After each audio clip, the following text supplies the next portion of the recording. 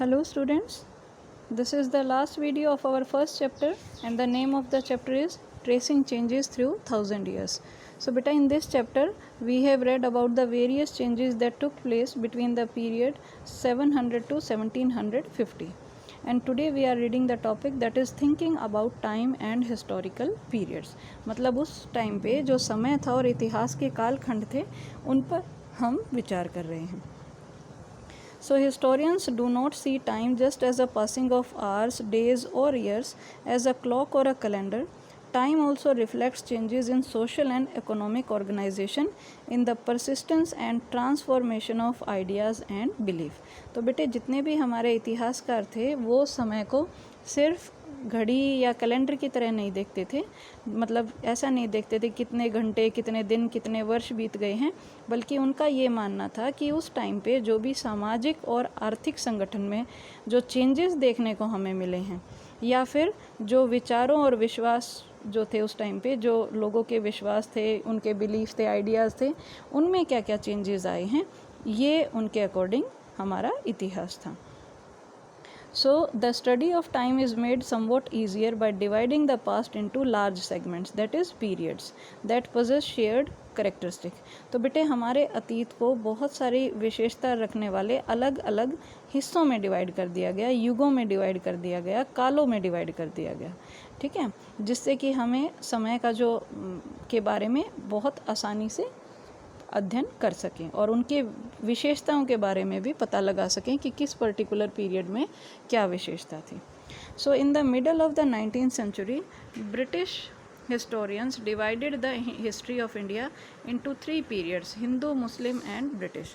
तो ये बेटे 19th सेंचुरी के मध्य में जो ब्रिटिश हिस्टोरियंस थे, ब्रिटिश इतिहासकार थे, उन्होंने भारत के इतिहास को 3 युगों में बांट दिया, हिंदू, मुस्लिम और ब्रिटिश. और ये किसने किया था? जेम्स मिल नाम के एक व्यक्ति ने. और बेटे ये जो डिवीज़न थी वो किस बेसिस पे थी? जो रिलीजन उस टाइम पे फॉलो की गई, मतलब कि जिस टाइम पे हिंदुओं ने भारत पर रूल किया वो हिंदू पीरियड, जिस टाइम पे मुस्लिम्स ने भारत पर रूल किया वो मुस्लिम पीरियड, और जिस टाइम पे ब्रिटिशर्स ने भारत पर रूल किया वो था ब्रिटिश पीरियड. तो the division was based on the idea that the religion of rulers was the only important historical change and that there were no other significant developments in the economy, society और culture. तो ये जो division किया गया था बेटे, ये इस विचार पर किया गया था कि उस टाइम पे जो सबसे ऐतिहासिक चेंज जो हुआ था वो क्या था? शासकों का धर्म, ठीक है. उससे अलग जो ब्रिटिशर्स थे उनको ना तो हमारी इकोनॉमी में कोई चेंज नज़र आया, ना ही हमारी सोसाइटी में और ना ही हमारे कल्चर में उनको कोई भी महत्वपूर्ण चेंजेस नज़र आए.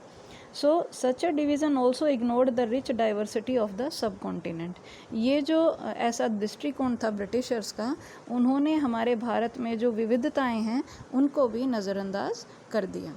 सो बेटे इस वजह से कुछ लोगों ने इस डिवीज़न को माना और कुछ लोगों ने इसको अपोज भी किया.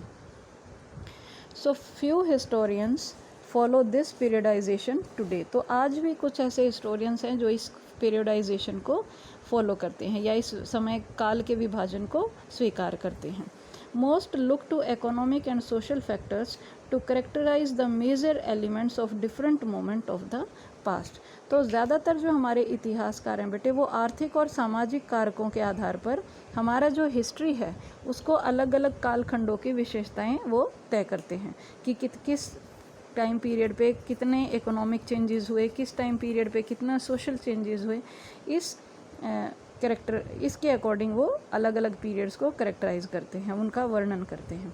The histories you read last year included a wide range of early societies, hunter gatherers, early farmers, people living in towns and villages and early empires and kingdoms. तो बेटे जो हिस्ट्री हमने 6th क्लास में read की थी उसमें बहुत सारे प्राचीन समाज के बारे में दिया गया था, जैसे उस टाइम पे हंटर गैदरर्स थे या फिर बिल्कुल स्टार्टिंग में जो फार्मर्स थे उनका जीवन कैसे था, शहरों और गाँव के निवासी कैसे थे, या फिर जो अर्ली एम्पायर्स थे या किंगडम्स थे, राज्य थे या साम्राज्य थे, वो कैसे थे. So the histories you will be studying this year are often described as medieval. तो बेटे ये जो हिस्ट्री हम पढ़ रहे हैं उसे हम मीडिएवल हिस्ट्री के नाम से जानते हैं, मतलब कि मध्यकालीन इतिहास के नाम से, और जो हिस्ट्री हमने 6th क्लास में रीड की थी उसे हम एंशियंट हिस्ट्री के नाम से जानते हैं, मतलब कि जो प्राचीन इतिहास था। Next is, you will find more about the spread of peasant societies, the rise of regional and imperial state formations, sometimes at the cost of pastoral and forest people, the development of Hinduism and Islam as major religions and the arrival of European trading companies। तो बेटे हम अपनी 7th class की book में किन किन चीज़ों के बारे में पढ़ेंगे कि उस टाइम पे जो पीजेंट्स थे उनकी सोसाइटी का किस तरह से विस्तार हुआ, और जो रीजनल और एम्पायर मतलब नए नए अलग अलग एरियाज़ में अलग अलग जो शाही स्टेट फॉर्म हुए उनके बारे में भी हम रीड करेंगे कि अलग अलग राज्यों का उदय हुआ, और जो जो कभी कभी जो स्टेट्स बने नए वो किस कॉस्ट पे बने थे कि वहाँ के जो देहाती और फॉरेस्ट में रहने वाले लोग थे उनको वहाँ से हटाकर स्टेट्स बनाए गए थे। कुछ अलग नए धर्म भी उस टाइम पे भारत में फॉलो किए गए, जैसे हिंदू धर्म, इस्लाम धर्म, उनका विकास हुआ, और यूरोप से व्यापारी कंपनियां भी भारत में आने लगी। तो इन सभी टॉपिक्स के बारे में हम डिटेल में इस बुक में रीड करेंगे। These 1000 years of Indian history witnessed considerable change। तो ये जो बेटे हमारे भारत के इतिहास के ये 1000 साल थे, इनमें बहुत सारे बदलाव हमें देखने को मिले हैं। After all, the 16th and 18th centuries were quite different from the 8th और the 11th। तो बेटे यहाँ हमने जैसे नॉर्मली पढ़ा है कि जो 16वीं और 18वीं शताब्दी थी वो 8वीं और 11वीं शताब्दियों से बहुत ज़्यादा डिफरेंट थी। Therefore, describing the entire period as one historical unit is not without its problem। तो पूरी इस टाइम को जो कि पहले का पूरा काल था, टाइम था, उसको एक ऐतिहासिक इकाई में डिवाइड करना समस्याओं उत्पन्न कर रहा था। मतलब इतने लंबे टाइम पीरियड को हम कैसे सिर्फ मिडिएवल पीरियड के साथ जोड़ सकते हैं। More over the medieval period is often contrasted with the modern period. अब एक और बात थी बेटा कि जो मिडिएवल पीरियड था उसकी तुलना मॉडर्न पीरियड से की जा रही थी। मॉडर्न पीरियड जिसको आधुनिक काल बोला जाता है। Modernity carries with it a sense of material progress and intellectual advancement. This seems to suggest that the medieval period was lacking in any change whatsoever, but of course we know this was not the case। तो बेटे यहाँ पे क्या है कि जो modern period था उसके साथ जब हम कंपैरिजन करते हैं मिडिएवल पीरियड का, तो मॉडर्न पीरियड में बहुत ज़्यादा प्रोग्रेस देखने को मिलती है, बहुत ज़्यादा उस टाइम पे बौद्धिक उन्नति देखने को मिलती है। तो इससे क्या हमें पता लगता है, इससे ये पता लगता है कि जो मिडिएवल पीरियड था उस टाइम पे लोग जो थे वो रूढ़िवादी थे, वो पुरानी सोच रखते थे, और इसीलिए उस टाइम पे ज़्यादा चेंजेस नहीं हुए। लेकिन हम ऐसा जानते हैं कि ऐसा उस टाइम पे नहीं था, लेकिन ये हमारे कुछ हिस्टोरियंस का ऐसा मानना था। During these 1000 years the societies of the subcontinent were transformed often, and economies in several regions reached a level of prosperity that attracted the interest of European trading companies। तो बेटे ये जो हज़ारों वर्ष थे जिसमें जो हमारा सब कॉन्टिनेंट है उसके समाज में बहुत सारे चेंजेस आते रहे, और बहुत सारे अलग अलग रीजन्स की जो इकोनॉमिक कंडीशन थी, अर्थव्यवस्था थी, वो भी बहुत ज़्यादा समृद्ध हो गई थी।